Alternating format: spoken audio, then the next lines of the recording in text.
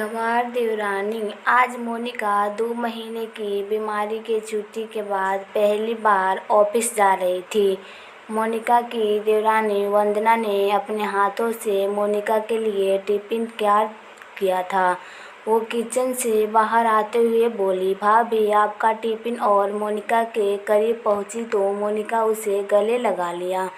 मोनिका की आंखों में आंसुओं की झड़ी लग गई। उसके मानस पटल पर अतीत की यादें किसी चलचित्र की भांति अंकित होने लगी। छोटे से गांव में मायानगरी मुंबई के पॉश इलाके में बहू बनकर आने वाली वंदना के लिए अपनी ससुराल की राह पहले दिन से ही कठिन बन गई थी। शादी के बाद अपनी इकलौती जेठानी के पैर छूने के लिए झुकी तो मोनिका पीछे हटते हुए बोली, ओह व्हाट इज दिस, ये किस ज़माने में जी रही हो गंवार कहीं की। आजकल कोई पैर छूता है क्या? यह हाईटेक युग है, हाय हेलो और हैक करने के ज़माना है। लगता है ये लड़की एजुकेटेड भी नहीं है। फिर तो भाभी से गले मिल तो वंदना, अजीत ने हंसते हुए कहा। वंदना आगे बढ़ी तो मोनिका ने नाक सिड़कते हुए कहा, बस बस दूर से ही नमस्कार कर दो, मैं मान लूँगी। वंदना दोनों हाथ जोड़कर नमस्कार कर आगे बढ़ गई थी। शादी के पहले दिन से ही जेठानी मोनिका का पारा 7वां आसमान पर चढ़ा हुआ था। हाईटेक सिटी मुंबई के गलियों में बचपन बिताने वाली मोनिका को किसी ठेठ गांव की लड़की बतेर अपनी देवरानी कतई पसंद नहीं थी। मोनिका ने अपने देवर अजीत की शादी अपने मामा की इकलौती बेटी लवलीना से कराने के लिए बहुत हाथ पैर मारे थे, परंतु अजीत ने उसकी एक ना सुनी।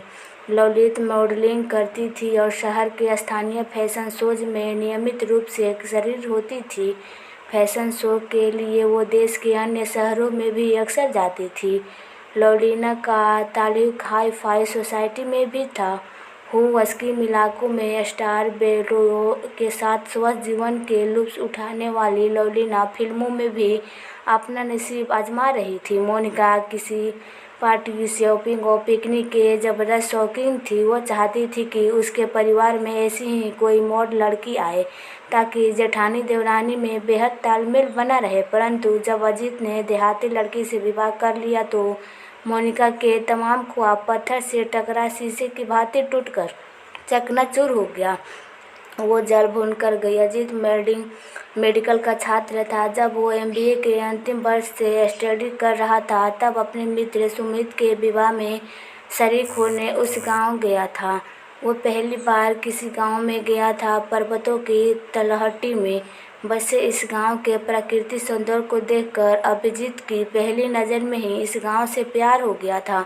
गांव के चारों ओर आच्छादित हरियाली, दूर दूर तक लहलाते हरे भरे खेत, खेतों में पुदपुद चिड़िया, भरे घर वृक्षों पर कलरत बिहन और उन छाँव के नृत्य करते मोर, अमराइयों में कुत्ती कोयल आदि ने अजीत को इतना प्रभावित किया कि वो शादी के बाद भी कई दिनों तक अपने दोस्त के घर पर ही रुक गया था।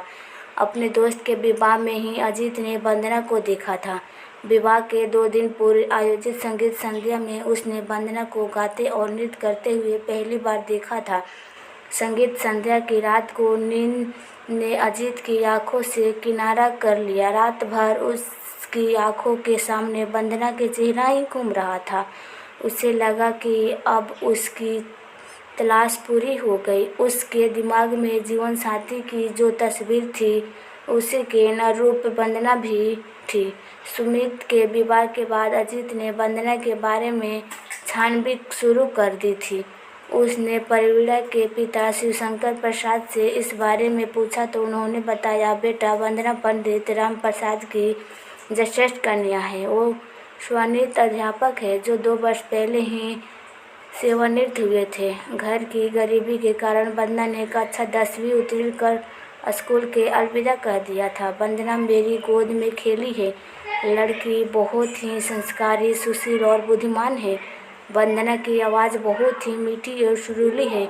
वो बहुत अच्छा गाती है। प्रवीण के विवाह में संगीत संध्या में तुमने वंदना के गीत सुने होंगे। अजीत, एक बात मैं तुम्हें ये भी बताना चाहूँगा कि वंदना के विवाह की चिंता ने राम प्रसाद की नींद हराम कर दी है।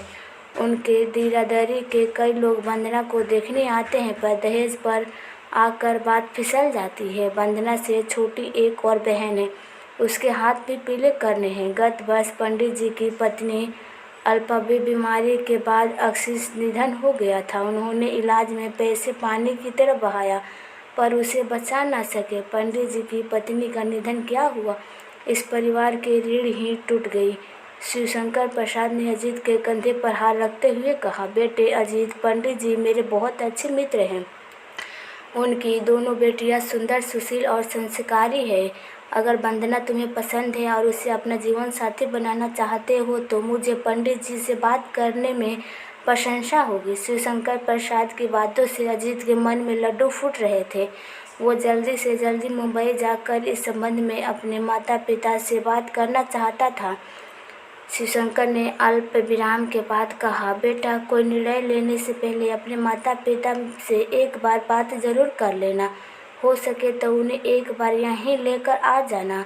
ज़रूर अंकल, मैं कोई निर्णय लेने से पूर्व माता पिता से ज़रूर बात करूँगा और मुझे पूरा विश्वास है कि मेरी पसंद ही मेरे माता पिता की पसंद होंगी। अंकल, वंदना तो मुझे पहली नज़र में ही पसंद आ गई है। मैं ऐसे ही लड़की को अपनी जीवन संगिनी बनाना चाहता हूँ जिसका मन स्वच्छ कांच की तरह पारदर्शक हो, जिसके आर पार सहज देखा जा सकता है। वंदना का मन लाताल के स्वच्छ जल की तरह निर्मल है, जिसके भीतर सहजन में झाँक कर तल को देखा जा सकता है। अंकल, सुमित के विवाह के दौरान हमारी कई बार मुलाकातें हो चुकी है। मैं कल ही मुंबई जा रहा हूँ। आप चाहे तो वंदना के पापा से बात कर सकते हैं। अजीत उत्साहित होकर बोला, ठीक है, मैं कल ही पंडित जी से बात कर लेता हूँ, शिवशंकर ने कहा। अजीत ने मुंबई पहुंचकर जब अपने माता पिता और भैया भाभी से इस बारे में बात की तो मोनिका भाभी क्रोधित हो गई। उन्होंने नाराज़गी व्यक्त करते हुए कहा, अरे अजीत, मैंने तो लवलीना से तुम्हारे लिए बात कर रखी है।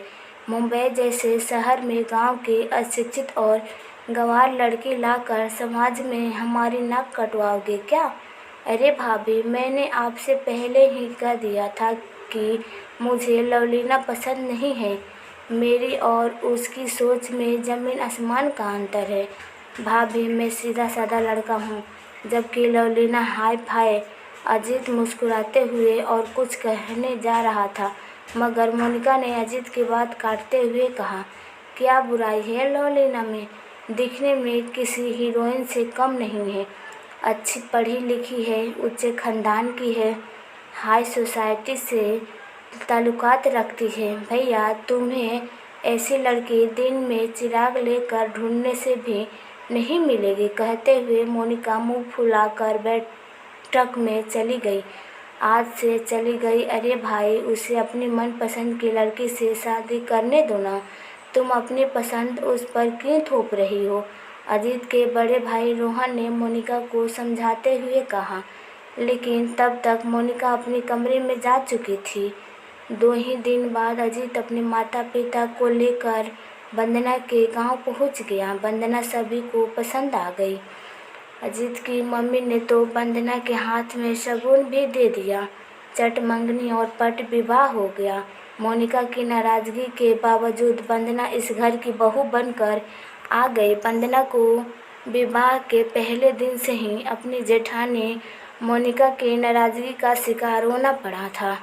वो बात बात पर वंदना पर ताने कसती थी, लेकिन वंदना ने मानो विनम्रता को चोग पहन लिया तो वो मोनिका के तानों पर चूत तक नहीं करती, चुपचाप सहन करती रही। वंदना जानती थी कि शब्द से शब्द बढ़ता है, सो उसके लिए उस वक्त खामोश रहना ही उचित है। उसे विश्वास था कि समय सदैव एक समान नहीं रहता है। वंदना से मोनिका इस कदर नाराज़ थी कि वो उसके हाथ से चाय तक नहीं पीती थी।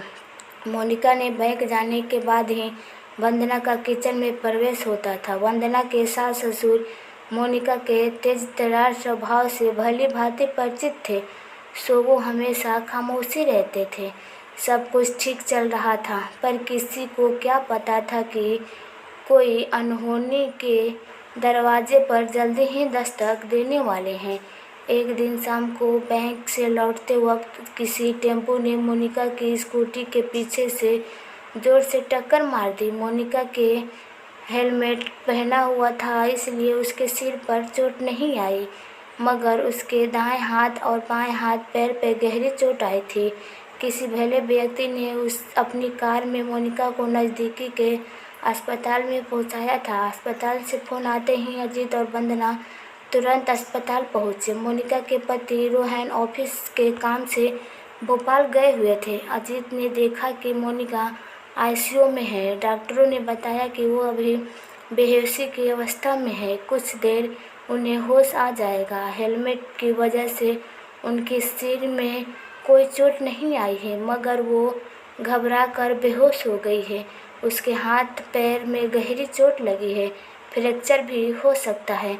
एक्सरे रिपोर्ट आने के बाद पता चल जाएगा। अस्पताल में रहना पड़ेगा। अजीत ने फ़ोन द्वारा रोहित को घटना की जानकारी दे दी।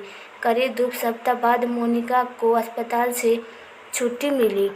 अजीत और वंदना के साथ मोनिका घर पर आई। घर के दरवाजे पर मोनिका को रोककर वंदना ने कहा, भाभी, अब तुम अपने लिए पानी का गिलास तक नहीं भरोगी। डॉक्टर ने वैसे भी आपको पूरे 2 महीने आराम करने के लिए सलाह दी है। फिर आप एक हाथ और पैर से प्लास्टर चढ़ा है, सो आपको अब आराम की सख्त ज़रूरत है। आज से आप मुझे कोई भी और किसी प्रकार का काम करने के लिए कहने में कोई संकोच नहीं करोगी। ऐसा मुझसे वादा करो, तभी आपको मैं घर के अंदर आने दूंगी। ये कहने के साथ ही वंदना बीच दरवाजे पर खड़ी हो गई। मोनिका की आंखों में आंसू झलक पड़े। उसने वंदना को एक हाथ से अपनी ओर खींचते हुए उसका माथा चूम लिया और रुधे कंठ से बोली, वंदना, मुझे माफ़ कर दे। मैंने तूने न जाने क्या कहा और तू बेवजह परेशान भी बहुत किया। तुम पिछली 2 सप्ताह से सब कुछ भुलाकर मेरी सेवा में समर्पित हो गई। इतनी सेवा तो अपना भी कोई नहीं करेगा। वंदना, तुम्हें इस घर में आए अभी 7 महीने ही हुए हैं, पर तुमने अपनी मृदुवाणी और निबद्धता भाव से हम सबका दिल जीत लिया। मुझे अजीत की पसंद पर गर्व है। वंदना, तुम्हारे बर्ताव से एक बात मेरी समझ में आ गई कि गांव की लड़की अशिक्षित हो सकती है, मगर असंस्कारित नहीं। तुम पारिवारिक एटिकेट की जीती जागती मूर्त हो। वंदना, प्लीज़, पहले तुम मुझे माफ़ कर दो, तो ही मैं घर में प्रवेश करूंगी। भाभी, आप बड़ी बहन के समान हो, जिसे अपनी छोटी बहन को डांटने और फटकारने का हक तो होता है ना। फिर भला मुझे बुरा क्यों लगेगा? आप माफ़ी मांग के बात कर मुझे शर्मिंदा ना करें, ये तो आपका विनय है। भाभी कहते हुए वंदना ने अपनी जेठानी के बाहों में भर लिया। अरे भाभी, देवरानी और जेठानी के डायलॉगबाजी खत्म हो गई हो तो अंदर चलो। क्या मुझे और अजीत को जोर से भूख लगी है? दरवाजे के बाहर खड़े रोहन ने अजीत की ओर देखकर मुस्कुराते हुए कहा, हाँ हाँ भाई साहब, ख़त्म हो गई हमारी डायलॉगबाजी। आप सब भीतर आइए, मैं भाभी को अपने कमरे में बिठाकर आप सभी के लिए चाय नाश्ता बनाती हूँ। कहते हुए वंदना ने अपने दोनों हाथ मोनिका की तरफ बढ़ा लिया, जिन्हें उसने कसकर पकड़ लिया और धीरे धीरे वंदना के सहारा लेते हुए अपने कमरे की ओर बढ़ती लगी। अरे भाभी, आप कहाँ खो गई हो? अब तो मेरा हाथ छोड़ो ना। आपने कब से इसे कसकर पकड़ रखा है? आपको बैंक जाने में देर हो रही है, वंदना ने कहा। ओह सॉरी वंदना, मैं तो अतीत में पहुंच गई थी। कहते हुए मोनिका ने वंदना के हाथ से टिफिन लिया और अपने पति रोहन के साथ धीरे धीरे सीढ़ियों से